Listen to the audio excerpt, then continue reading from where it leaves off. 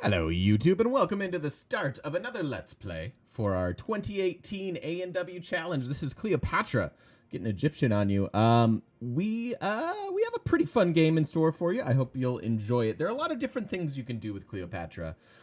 She's not super great at any of them, but she has sort of a diverse diverse skill set here, I would call it. Let us begin. Mediterranean's Blind. Your bride blind. Your trade routes to other civilizations provide 4 gold for Egypt. That's good. Extra gold from trade routes as I continue to talk about what makes a civ good and not. I'm gonna have trade routes, so extra gold is great.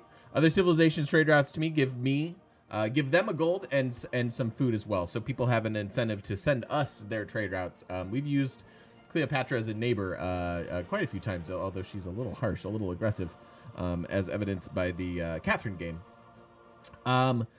But yeah, that's pretty good. And you get faster alliance points. So incentives to trading and being peaceful and stuff, that could walk you down the faithful path. That could walk you down a culture path. There are multiple things. But so that's okay. That's not a bad place to start.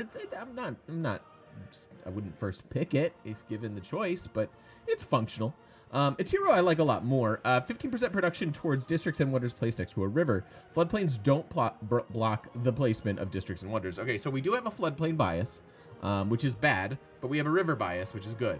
So those kind of offset and wind up being fairly neutral. Being able to put districts on floodplains is really nice. Sometimes they kind of get in the way and can block placement of you know, good districts with good bonuses and stuff, and that won't be an issue for us.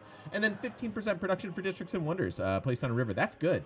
I'm gonna at least have my commercial hubs there, if not others. And so just free production. I like that. That's great. This is quite solid. Now it's not overwhelmingly good, and it kind of gives you that flexibility of, okay, maybe we do want a holy site, maybe we do, you know, you can go in multiple different directions with Egypt, which is kind of neat.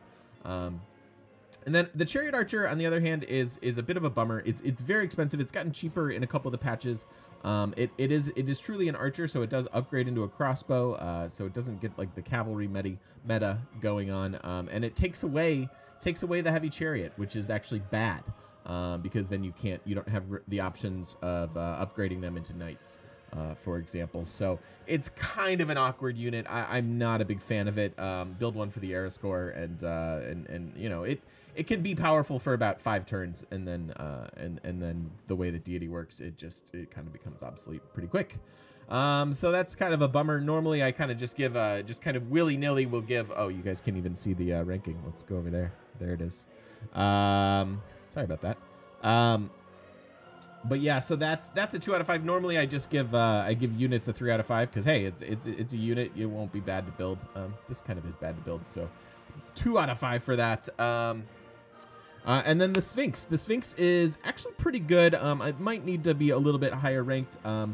You can build it on floodplains, which is great, but you can't build them next to each other. It does increase appeal, which is a big deal, and it gives you faith and culture and extra faith if next to a wonder. So you can do some cool things with that. Faith-based stuff, great in a culture game because it's a culture tile improvement and can give you faith, which can get you natural parks. So there are quite a few things that the Sphinx could do for you. Again, you can kind of take the game in whatever direction you want. But yeah, and anything that gives me extra culture, I'm a big fan of. So faith being the other side of it's a little less exciting, but can let you do some cool things. So there you have it. That's how I feel about Egypt. We've got a pretty fun game in store for you. The setup is Pangea, small, New World Age, wet, stuff like that. That is always as always down in the description below. So check out that information there, and yeah, enjoy the Let's Play. See you guys.